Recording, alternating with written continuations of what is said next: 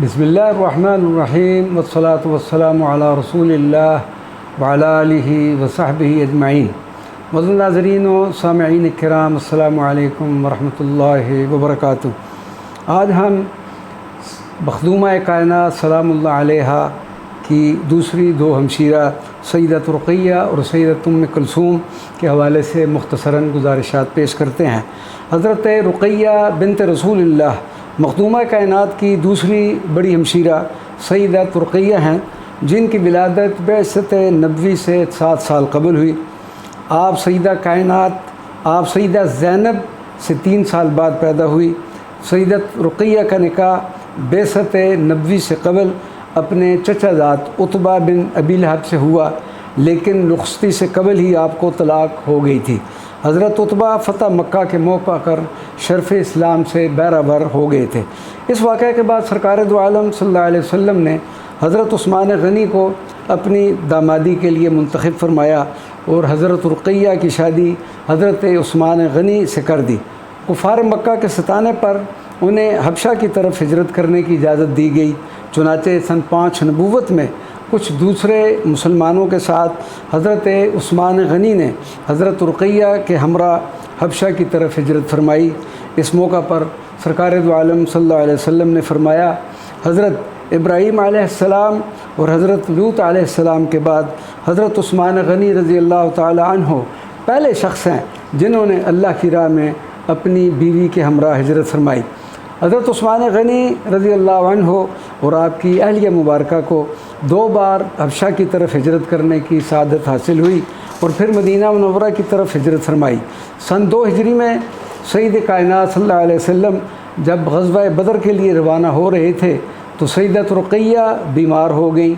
آپ صلی اللہ علیہ وسلم نے حضرت عثمان غنی رضی اللہ تعالیٰ عنہ کو حکم دیا کہ وہ ان کی تیمارداری کے لیے مدینہ منورہ میں ہی ٹھہریں، اس کے عوض انہیں جہاد کا بھی شریک ہونے کا ثواب مل جائے گا اور مال غنیمت میں سے بھی انہیں حصہ ملے گا۔ چنانچہ حضرت عثمان غنی رضی اللہ تعالیٰ عنہ مدینہ طیبہ طاہرہ میں ٹھہر گئے۔ سرکار مدینہ صلی اللہ علیہ وسلم ابھی بدر سے واپس تشریف نہ لائے تھے کہ سیدۃ رقیہ سلام اللہ علیہا کی تکلیف بڑھ گئی اور اسی تکلیف میں آپ رضی اللہ عنہا نے 21 سال کی عمر میں وصال فرمایا۔ حضرت زید بن حارثہ فتح غزوہ بدر کی خوشخبری لے کر جس وقت مدینہ منورہ میں داخل ہوئے، عین اس وقت سیدۃ رقیہ کی قبر مبارک پر مٹی ڈالی جا رہی تھی۔ سرکار دو عالم صلی اللہ علیہ وسلم کو جب یہ خبر ملی تو آپ صلی اللہ علیہ وسلم کی چشمان مبارکہ سے آنسو جاری ہو گئے۔ مدینہ منورہ پہنچ کر سیدۃ رقیہ رضی اللہ تعالی عنہا کی قبر مبارک پر تشریف لے گئے۔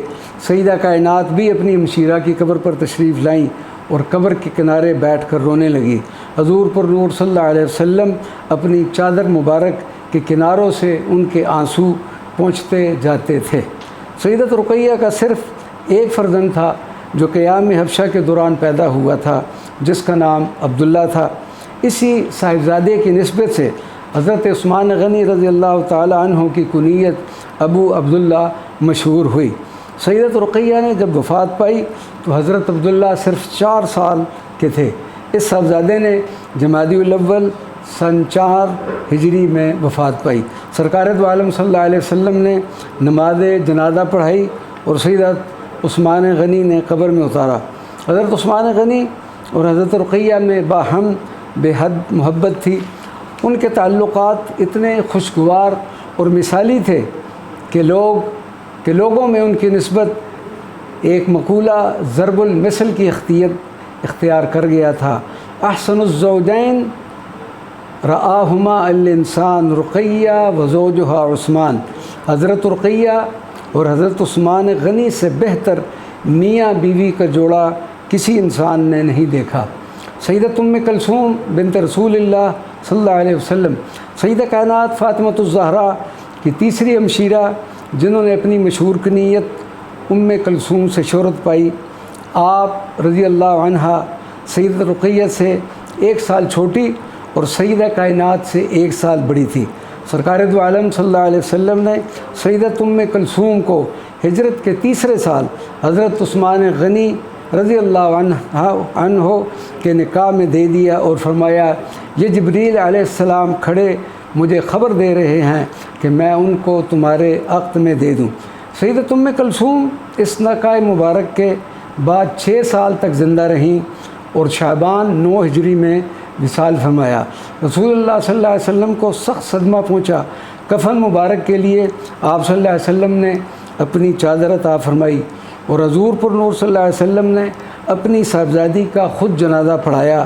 حضرت علی، حضرت ابو طلحہ، حضرت فضل بن عباس اور حضرت اسامہ بن زید سرکار دو عالم صلی اللہ علیہ وسلم کی اجازت سے قبر میں اترے۔ آپ صلی اللہ علیہ وسلم قبر انور کے پاس بیٹھے رہے اور چشمان مبارکہ سے آنسو رواں تھے۔ سرکار مدینہ صلی اللہ علیہ وسلم نے سیدۃ ام کلثوم کی وفات کے بعد حضرت عثمان غنی رضی اللہ تعالیٰ عنہ سے فرمایا اگر میرے پاس اور بھی صاحبزادیاں ہوتیں تو میں ان کو بھی یک بعد دیگرے تمہارے نکاح میں دے دیتا۔ وما علینا الا البلاغ المبین۔